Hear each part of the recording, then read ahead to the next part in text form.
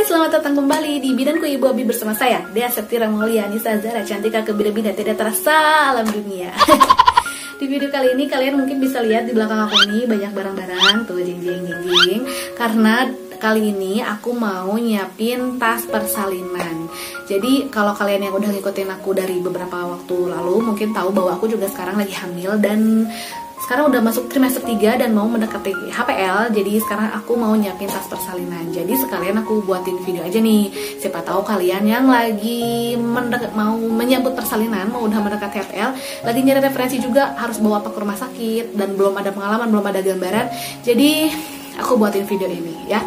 Video ini aku buat berdasarkan pengalaman aku sebagai seorang bidan. Jadi waktu aku jadi bidan terus aku nolong orang tuh, aku kasih tahu ke mereka kalau mereka harus bawa ini, dan ini aku minta ketika mereka persalinan.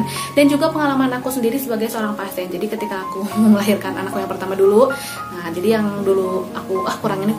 Nah, aku di video kali ini. Jadi isi video kali ini insya Allah bakalan bermanfaat banget, anti mubazir, dan gak bakalan bikin kalian bolak-balik rumah sakit karena semuanya udah ada di tas persalinan kalian ya. Dan selain ngebahas tentang apa aja yang harus kalian bawa ke rumah sakit, aku juga bakalan ngebahas di sini kapan sih barang-barang ini, kapan sih tas persalinan ini harus kalian siapin ya. Jadi tonton terus video ini dari awal sampai akhir. Dan seperti biasa sebelum lanjut nonton jangan lupa untuk like, komen, dan juga subscribe channel ini, dan juga share ke seluruh media sosial kalian punya supaya channel ini semakin bermanfaat untuk orang banyak.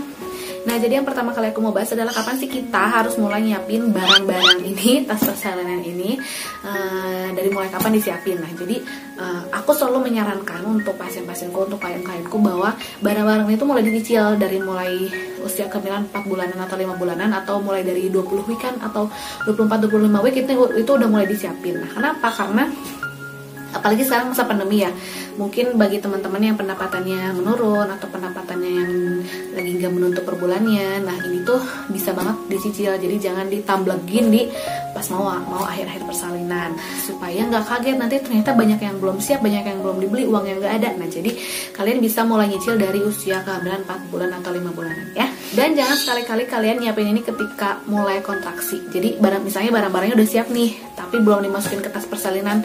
Nanti jadi nunggu mulas. Nah, pas udah mulas kalian bakalan panik. Apa ya yang mau dimasukin? Aduh, aku di mana ini, di mana itu? Karena barang-barangnya masih berceceran, baju kalian masih di lemari, baju bayi atau di mana. Apalagi kalau yang belum dicuci sama sekali gitu kan. Itu bakalan heboh banget. Jadi barang-barang ini bisa dicicil dari mulai kalian hamil 4 atau 5 bulan dan mulai disiapin ke koper ketika kalian masuk ke usia kehamilan 7 bulan atau 8 bulan. Nah, pokoknya 8 bulan itu harus udah ready di tas persalinan. Apalagi buat kalian yang lupa HPL ya, yang lupa HPL terus ketika kontrol ke bidan ini sekarang udah usianya misalnya 30 week, pas ke dokter ini sekarang usianya udah 34 week. Nah, jangan dinanti-nanti, udah siapin aja. Jadi ketika kalian kapanpun ngerasa kontraksi muncul, kalian tinggal berangkat gitu. Jadi jangan sampai dinanti-nanti, karena banyak banget pengalaman pasien itu datang dalam keadaan nggak bawa apa-apa karena aku tuh belum nyiapin apa mau bidan gitu, karena ini tuh belum waktunya lahir, bulan depan aku waktunya lahir gitu. Sekarang tuh baru 34 week atau baru 30 atau baru 8 bulan gitu. Dan mereka belum nyiapin apa-apa gitu. Jadi jangan sampai itu terjadi. Kenapa? Karena kalian sendiri yang bakal repot gitu. Masih mending kalau misalnya provider kalian nyiapin yang untuk kayak udahlah seberojolan gitu ya, baju bayi misalnya gitu. Kalau misalnya enggak, kan kita yang repot, kita yang harus nyari dan lain sebagainya. Mending kalau siang, kalau malam gimana? Mending kalau keluarga kita juga pada ready, pada siap ngebantu. Tapi kalau misalnya keluarga kita juga lagi pada sibuk gimana gitu kan. Jadi saya sarankan sekali lagi, silahkan cicil barang-barang ini dari kalian hamil 4 atau 5 bulan, dan juga tas persalinan kalian udah ready di usia 7 atau maksimal 8 bulan ya. Dan satu hal lagi, kalau misalnya kalian harus bepergian keluar kota, ada keperluan misalnya yang nggak bisa ditinggal, dalam keadaan kalian sudah mendekati HPL udah 8 bulan, kalian harus bawa tas persalinan ini. Kenapa? Karena aku juga banyak pengalaman pasien datang tuh bukan dari orang sekitar klinik, tapi dari luar kota, datang nggak bawa apa-apa dan bilang, Bu Bidan, aku tuh nggak bawa apa-apa karena aku bukan orang sini, aku nggak niat lahiran di sini, cuman kebetulan lagi berkunjung gitu. Nah, jadi kan kita repot ya. Mereka juga harus bolak-balik beli peralatan karena nggak ada yang bisa dipinjem gitu. Jadi untuk jaga-jaga kalau misalnya kalian udah 8 bulan terus kalian harus pergi keluar kota, ya udah dibawa aja tas persalinan. Nah, kenapa sih 8 bulan juga harus dibawa-bawa Bu Bidan? Kan lahirannya masih bulan depan gitu misalnya.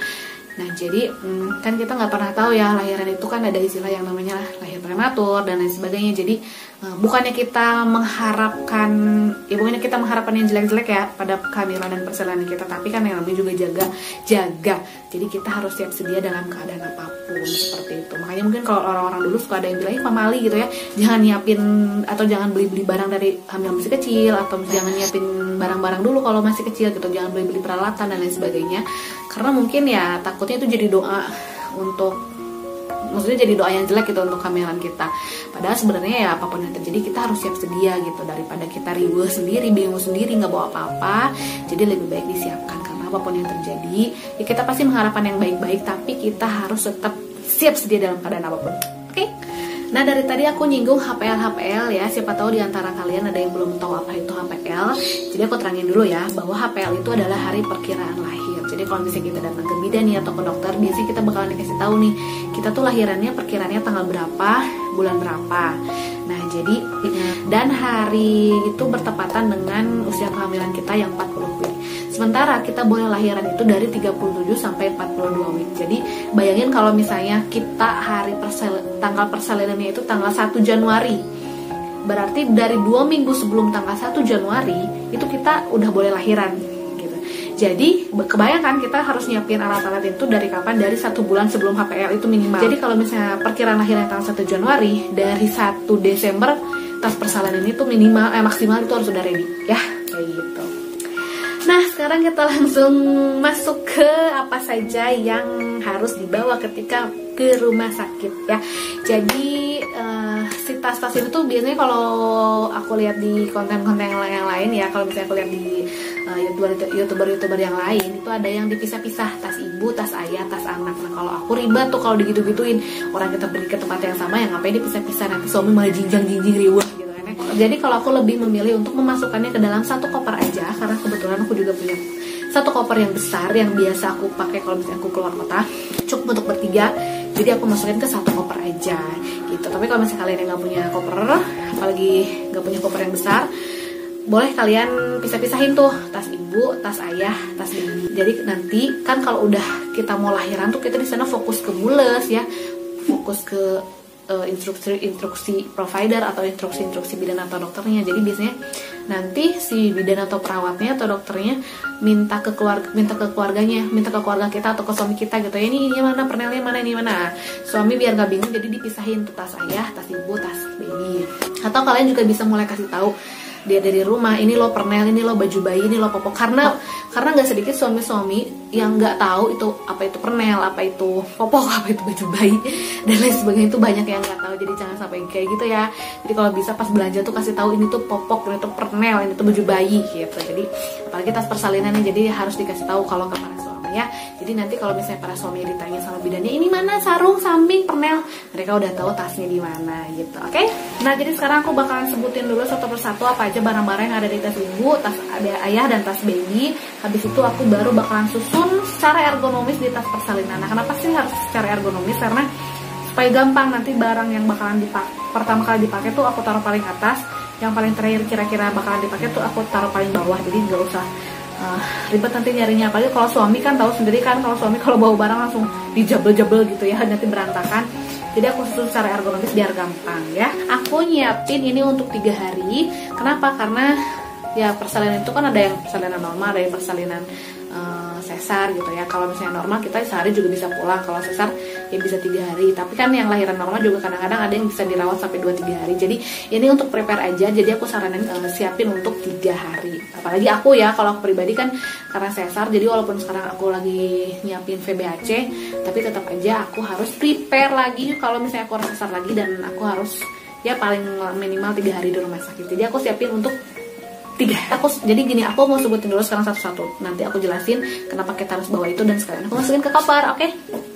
Jadi yang pertama adalah di tas ibu. Yang pertama yang harus ready adalah pampers, pembalut bersalin, pumping, botol ASI, pipet, baju ibu, baju pulang, alat mandi, handuk, sarung 2, samping 2, alat make up, tisu kering, tisu basah, breastpad, buli-buli air panas, tempat minum, hand sanitizer, dan masker. Itu yang ada di tas ibu ya. Kemudian yang ada di tas bayi adalah baju bayi, celana bayi, pernel, singlet, topi bayi, sarung tangan dan kaki, pampers newborn, alat mandi bayi, selimut bayi, handuk, gendongan bayi, tisu kering dan juga tisu basah. Terus di tas ayah, yang pertama adalah surat-surat penting, fotokopian KTP, KK, buku nikah, kalau misalnya yang punya yang pakai asuransi, fotokopi asuransi, dan juga buku KIA kalian, jangan lupa ya dimasukin ke situ. Kemudian alat sholat, alat mandi, alat elektronik, charger handphone, dan lain-lain. Dompet, handuk, baju ganti, selimut, dan kresek cucian. Ini kalau berisik maaf ya, soalnya hujan besar, jadi kalau misalnya kedengeran sedikit nggak apa-apa lah ya. Aku mau bahas dulu dari mulai yang harus ada di tas ibu ya. Yang pertama adalah pampers. Nah ini aku siapin pampers yang isinya cuma 2. Kenapa sih aku nyaranin kalian bawa pampers?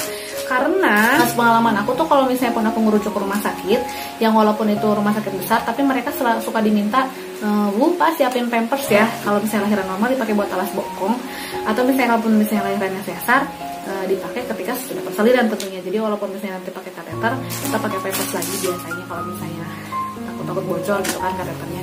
Mungkin untuk itu, tapi biasanya diminta disiapin untuk pampers. Dulu waktu lahiran pertama aku juga tetap nyiapin pampers sih, walaupun pada akhirnya kalau aku disiapin dari pihak kliniknya, dari pihak rumah sakitnya, jadi aku nggak pakai lagi. Tapi dulu aku belinya yang 5, jadi mubazir nggak pakai. Jadi sekarang aku nyiapin yang isinya 2 aja. Jadi kalau misalnya nggak pakai ya udahlah, cuma 2 biji ya kan. Yang kedua adalah pembalut bersalin. Kalau aku nggak beli pembalut bersalin sih, karena kebetulan aku di rumah ada stok pembalut yang buat malam hari. Jadi kalau aku menstruasi itu pakai pembalutnya yang malam yang panjang. Jadi sekarang nggak beli lagi, ya udah pakai yang ini aja. Atau kalau misalnya kalian gak nyaman pakai pembalut bersalin, kalian juga bisa kayak aku beli pembalut yang untuk menstruasi tapi yang panjang gitu, jadi lebih nyaman dipakainya. Karena biasanya pembalut bersalin gak nyaman-nyaman kalau aku lihat, bener nggak sih? Tapi nggak tahu ya, tapi biasanya sih kayak gitu. Jadi siapin aja yang kayak gini, senyamannya kalian lah pokoknya pembalut ya. Disaranin jangan pakai pampers, karena kenapa? Untuk ngecek perdarahan. Jadi nanti kalau misalnya kita lahiran kan ada keluar darah tuh. Kalau misalnya pakai pembalut bersalin itu ngeceknya gampang.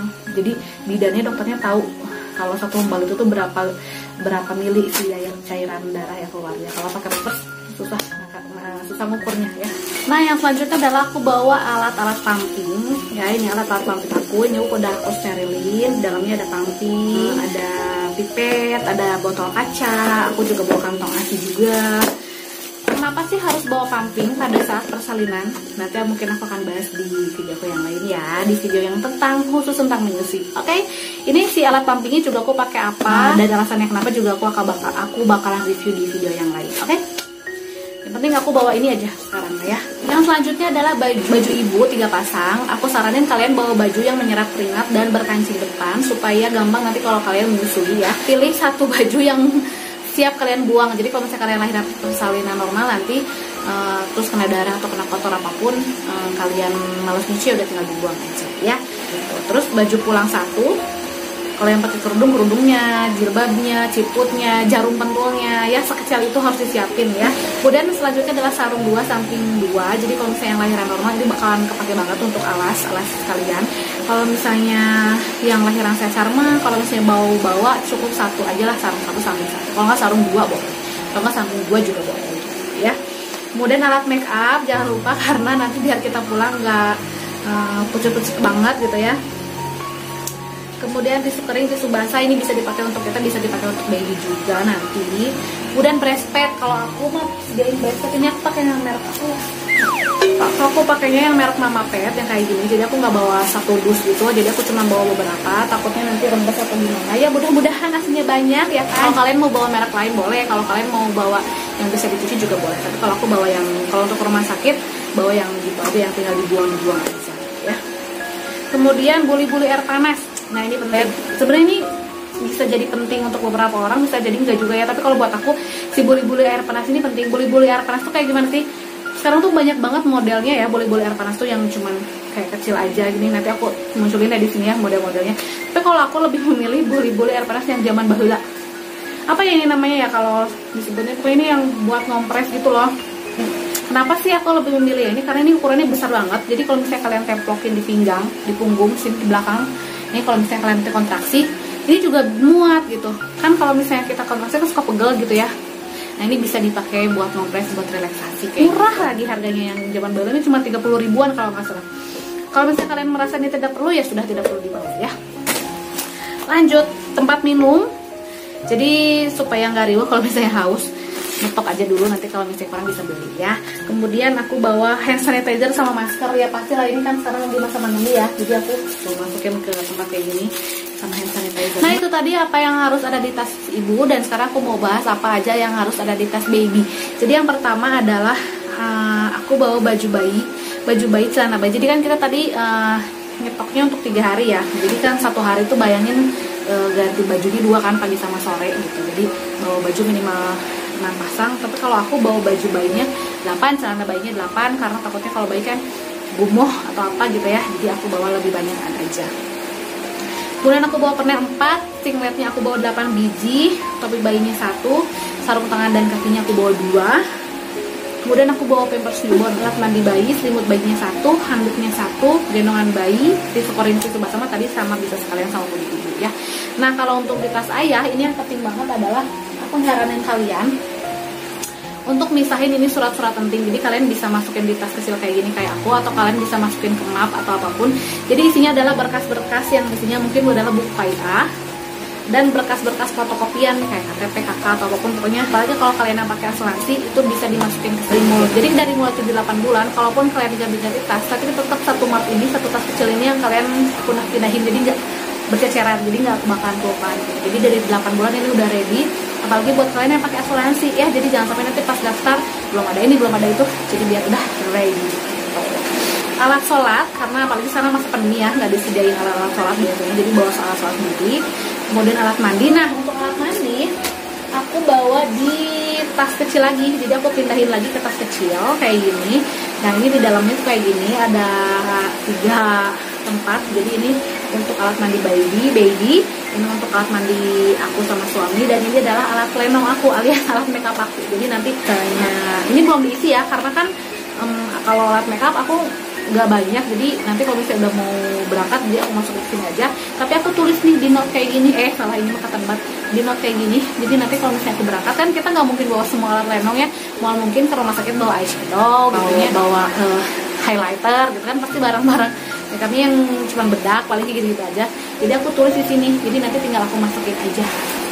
Dan ini alat mandinya juga aku kasih tempat kantong-kantong tas-tas plastik kayak gitu. Jadi kalau misalnya nanti perawatnya datang mau mandi babynya, tinggal dibuka, tinggal dikasih tasnya. Kalau misalnya bapaknya mau mandi, tinggal dibuka, tinggal dibawa tasnya. Jadi nggak berceceran, rapi aja. Kalau aku soalnya males kalau yang berantakan gitu, jadi biar nanti rapi gitu. Nah, terus dompet, handuk, baju ganti juga 3 pasang. Kalau aku bawa baju gantinya 3 pasang sama 1 baju untuk sholat khusus. Jadi nanti si baju sholat itu bisa dipakai juga nih kalau buat suamiku pulang ya gitu. Jadi aku nggak mau suamiku sholat pakai baju itu, tidur pakai baju itu gitu. Jadi aku pisahin bajunya supaya nanti baju sholatnya juga bisa dipakai untuk pulang gitu, ya. Terus selimut, dan yang gak kalah penting adalah ini, kresek cucian. Ini tuh penting banget ya. Jadi kalian nyiapin 1 kantong untuk tempat-tempat cucian kita. Kenapa? Karena kalaupun misalnya kalian bawa satu koper kayak gini dan kalian mau masukin lagi ke koper dan masih ada baju-baju bersih, jadi nggak nyatu gitu. Jadi walaupun di satu koper, jadi nggak nyatu antara yang kotor sama yang bersih, jadi tetap terpisah. Jadi nanti yang ini kalau nyampe rumah tinggal masukin ke cucian, yang bersih tinggal masukin ke lemari kayak gitu. Terus ini yang terakhir kan kayak alat elektronik gitu ya, kayak handphone, charger, itu kan nggak mungkin dimasukin dari sekarang karena mungkin kan masih dipakai. Jadi saran aku adalah kalian nulis di note kayak aku kayak gini ya, dan kalian bisa masukin di tas yang paling luar. Kayak kalau aku misalnya nanti masukin di sini. Jadi nanti kalau misalnya aku mau berangkat, kalau udah mulai kerasa kontraksi, aku cek lagi nih barang apa aja yang belum masuk, nanti aku tinggal masukin. Dan sekarang aku mau masukin dulu ke koper ya. Ini aku mulai masukin ke koper ya, dan seperti yang aku bilang disusun secara ergonomis berdasarkan apa yang bakalan kita pakai pertama sampai yang terakhir dipakai. Ini aku susun dari yang paling bawah, ada selimut, baju ganti, alat sholat, kemudian ada handuk. Terus yang sebelahnya ini adalah pakaian aku, ini pakaian aku untuk pulang, terus handuk, dan ini baju ganti, ini ada sarung dan samping, kemudian ada pampers, pembalut bersalin, alat pumping, ini mulai aku susun atur-atur biar rapi. Ini yang bagian sini aku taruh baju-baju bayi supaya nggak nyatu sama baju ayah dan ibu. Semuanya aku masukin di sini. Ini untuk gendongan aku selipin aja, cari space yang kosong. Selimut bayi juga cari space yang kosong. Dan ini adalah underwear aku dan suamiku. Udah aku tutup. Untuk yang bagian atas ini aku masukin berkas-berkas penting. Yang bagian paling atas aku isi dengan tempat cucian dan catatan barang-barang yang belum aku sempat masukin ke dalam koper persalinan aku. Dan udah selesai deh, tas persalinan aku udah siap. Mudah-mudahan ini membantu kalian semua yang juga lagi nyiapin tas persalinan ya. Mudah-mudahan persalinan kita dilancarkan. Dan ini aku nggak bikin closing karena di luar hujan deras. So sampai ketemu di video-video berikutnya. Assalamualaikum warahmatullahi wabarakatuh. Bye bye.